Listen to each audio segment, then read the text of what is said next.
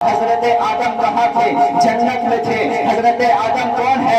اللہ کے نبی ہے۔ اللہ کے نبی ہو کر کے جنت میں ہو کر کے ساری آسائش موجود ہونے کے بعد بھی وہ کہتے ہیں یا اللہ میرا جی نہیں لگ رہا ہے، نکاح کی ضرورت ہے۔ پتہ کیا چلا؟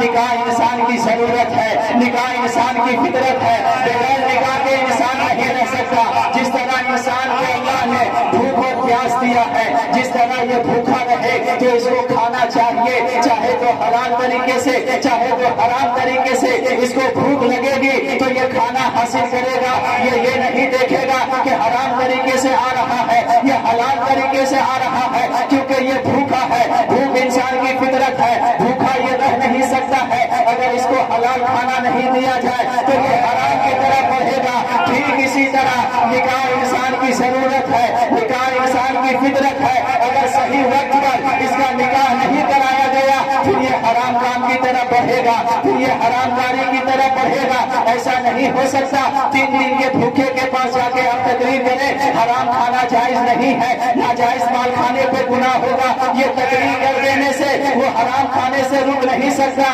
کیونکہ بھوک ستا رہی ہے، نہیں کھائے گا تو مر جائے گا۔ لاکھ تقریر کر لو پھر بھی وہ حرام مال کھا ہی لے گا۔ ٹھیک اسی طرح جو لڑکا جوان ہو گیا ہے، شادی کی عمر پہ پہنچ گیا ہے، آپ اس کو پارسائی کے قصے سنائیں، آپ اس کو تقریریں سنائیں، آپ اس کو حدیث شریف سنائیں اور کہیں کہ یہ گناہ سے رک جائے، ہرگز ایسا نہیں ہو سکتا۔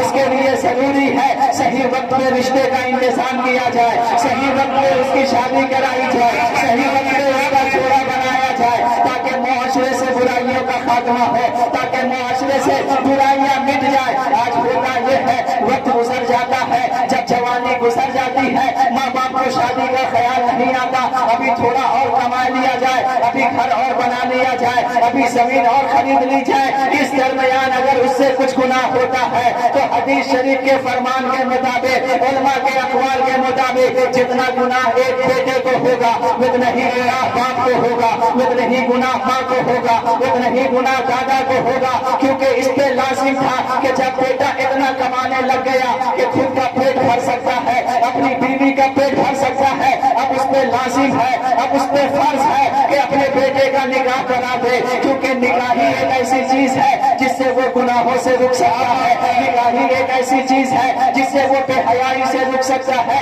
اسی لیے میرے آقا نے فرمایا النکاح من سنتی، نکاح میرا طریقہ ہے، نکاح میرا راستہ ہے، نکاح میرا کام ہے۔ فمن رغب عن سنتی فلیس منی، جو اس نکاح سے بھاگے گا وہ مجھ میں سے نہیں ہے، جو اس سے دور جائے گا وہ مجھ میں سے نہیں ہے۔ ارے اسلام وہ دھرم ہے، اسلام وہ مذہب ہے، اسلام صرف یہ نہیں کہتا ہے کہ تم تصویر لو اور مسجد میں جا کر کے اللہ اللہ کرنا شروع کر دو، اسلام یہ نہیں کہتا کہ تم مصلی لو اور جا کے پہاڑوں میں زندگی گزار دو، بلکہ اسلام یہ کہتا ہے کہ مسجد میں جا کے سر جھکانا